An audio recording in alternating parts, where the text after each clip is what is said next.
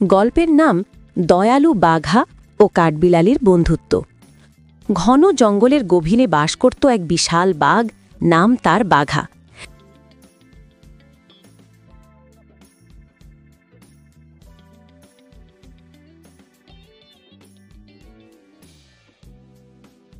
দেখতে সে ছিল ভয়ঙ্কর, লম্বা দাঁত, চকচকে চোখ, আর তার গর্জনে গোটা জঙ্গল কেঁপে উঠত। কিন্তু মনের দিক থেকে বাঘা ছিল একেবারেই আলাদা।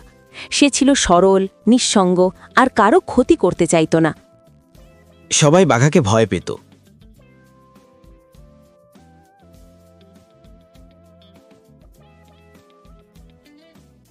কেউ তার সামনে আসতো না, কেউ তার সঙ্গে কথা বলতো না।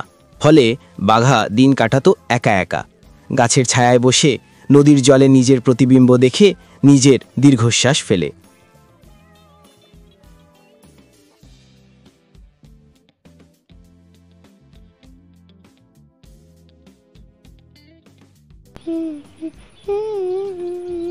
তখন বনি সূর্যের আলো গাছের পাতায় নাচছে, বাঘা শুনল কারো কান্নার আওয়াজ। সে চুপি চুপি এগিয়ে গেল শব্দের দিকে।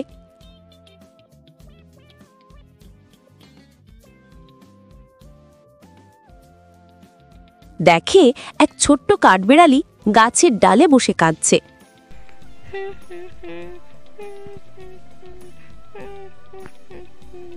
এই ছোট্ট বন্ধু, তুমি কাঁদছো কেন? বাঘা মামা, আমার বাসা ঝড়ের বাতাসে ভেঙে গেছে। এখন আমি কোথায় থাকব? আমার সব বাদাম, ফল সব পড়ে গেছে নিচে। ওহ, চিন্তা করো না ছোট্ট বন্ধু, আমি আছি না তোমার পাশে। আমি তোমাকে সাহায্য করব। বাঘা তার বিশাল ধাপা দিয়ে গাছের ডালপালা তুলে জড়ো করল। খুব যত্ন করে কাঠবিড়ালির জন্য একটা নতুন বাসা বানিয়ে দিল।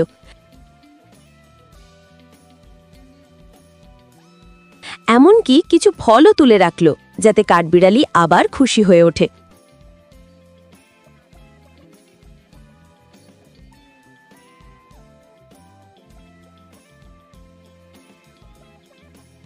বাঘা মামা, তুমি এত দয়ালু। সবাই তো বলে তুমি দুষ্টু, ভয়ঙ্কর, কিন্তু তুমি তো একেবারে আলাদা। লোকে কি ভাবে তা নিয়ে আমি ভাবি না। আমি আমার মন যা বলে তাই করি। যদি কারো উপকারে আসতে পারি, সেটাই আমার আনন্দ। সেদিন থেকেই কাঠবিড়ালি আর বাঘার মধ্যে গড়ে উঠল এক অদ্ভুত কিন্তু সুন্দর বন্ধুত্ব।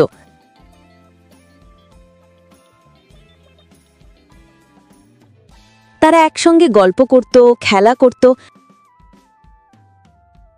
এমনকি খাবারও ভাগ করে খেত। ধীরে ধীরে জঙ্গলের অন্য প্রাণীরাও বুঝতে পারল বাঘা মোটেও দুষ্টু নয়, বরং তার হৃদয়টা অনেক বড়। সবাই একে একে বাঘার বন্ধু হয়ে গেল।